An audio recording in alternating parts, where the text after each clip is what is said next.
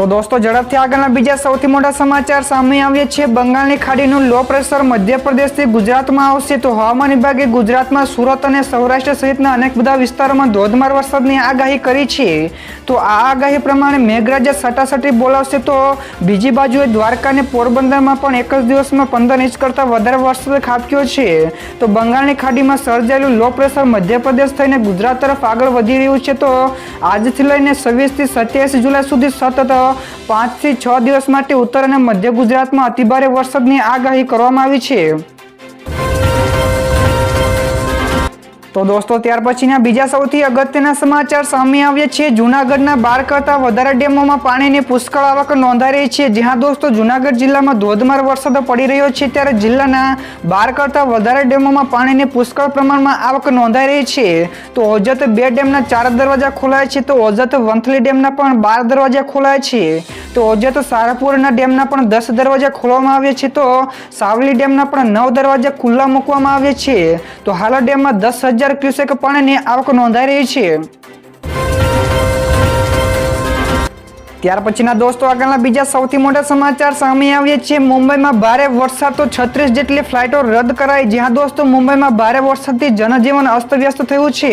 તો ભારે વરસાદના કારણે ગઈકાલે 36 જેટલી ફ્લાઇટોને રદ કરી દેવામાં આવી હતી। તો મુંબઈ મહાનગરપાલિકાએ જણાવ્યું છે કે ગઈકાલે સાંજે 4 વાગ્યા સુધીમાં કુલ 82 મીમી વરસાદ પડ્યો છે।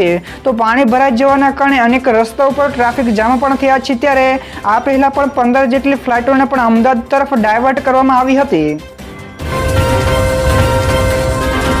ત્યાર પછીના દોસ્તો બીજા સૌથી અગત્યના સમાચાર, ભાજપના મેનિફેસ્ટોની 19 જેટલી ગેરંટીઓ પૂરી કરી શકે છે મોદી સરકાર। તો સામાન્ય બજેટ એટલે કે સરકારી વચનો પૂરા કરવાનું સૌથી મોટું માધ્યમ જ હોય છે। તો લોકસભાની ચૂંટણી પહેલા ભાજપે પોતાના ઘોષણાપત્રમાં મોદીની ગેરંટીના નામે સેંકડો વચનો પણ આપ્યા હતા। ત્યારે આ બજેટમાં મધ્યમ વર્ગના લોકોની ઘણી એવી આશાઓ પણ રહેલી છે। ત્યારે બજેટમાં મોદી સરકાર ભાજપના મેનિફેસ્ટોની 19 જેટલી ગેરંટીઓ પૂરી કરી શકે છે। તો તેવી શક્યતાઓ પણ દેખાઈ રહી છે। તો મધ્યમ વર્ગને પણ મોટો લાભ થઈ શકે છે। તો દોસ્તો ત્યારબાદના બીજા સૌથી મોટા સમાચાર સામે આવ્યા છે। મુખ્યમંત્રી ભૂપેન્દ્ર પટેલનો મહત્વપૂર્ણ નિર્ણય। તો ગુજરાતમાં લોકોના લીઝ ઓફ લિવિંગમાં વધારો કરવા માટે મુખ્યમંત્રી ભૂપેન્દ્ર પટેલે સારા રસ્તાઓની સુવિધા આપવા માટે કુલ 100 કરોડ રૂપિયાની ફાળવણી કરવામાં નિર્ણય કર્યો છે।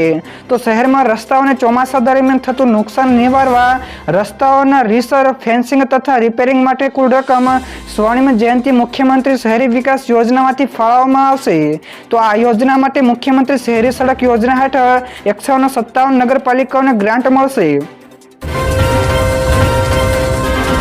તો દોસ્તો ત્યાર પછીના બીજા સૌથી મહત્વપૂર્ણ સમાચાર મળ્યા છે। આજથી વરસાદનો ત્રીજો રાઉન્ડ થશે શરૂ। તો રાજ્યમાં હવામાન વિભાગે કરેલી આગાહી પ્રમાણે મેઘરાજા ઘણા બધા જિલ્લાઓમાં ભારે સટાસટી બોલાવી રહ્યા છે। ત્યારે ઉત્તર ગુજરાતમાં અત્યાર સુધીમાં ખૂબ જ ઓછો વરસાદ થયો છે। ત્યારે વરસાદના પ્રથમ અને બીજા રાઉન્ડમાં સાર્વત્રિક વરસાદ અને ભારે વરસાદ ન થતા વરસાદની ઘટ પ્રવર્તી છે।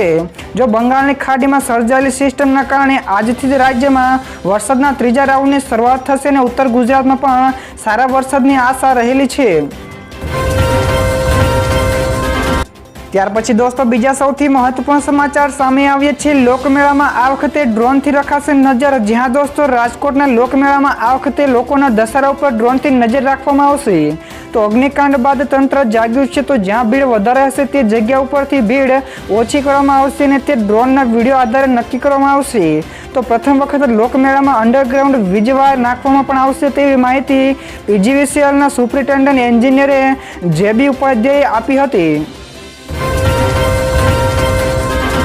ત્યાર પછી દોસ્તો આગળના બીજા સૌથી મહત્વપૂર્ણ સમાચાર સામે આવ્યા છે। નાણામંત્રીએ લોકસભામાં આર્થિક સર્વે રજૂ કર્યો છે। તો નાણાકીય વર્ષ 2023-24 માટે આર્થિક સર્વે રજૂ કરવામાં આવ્યો છે।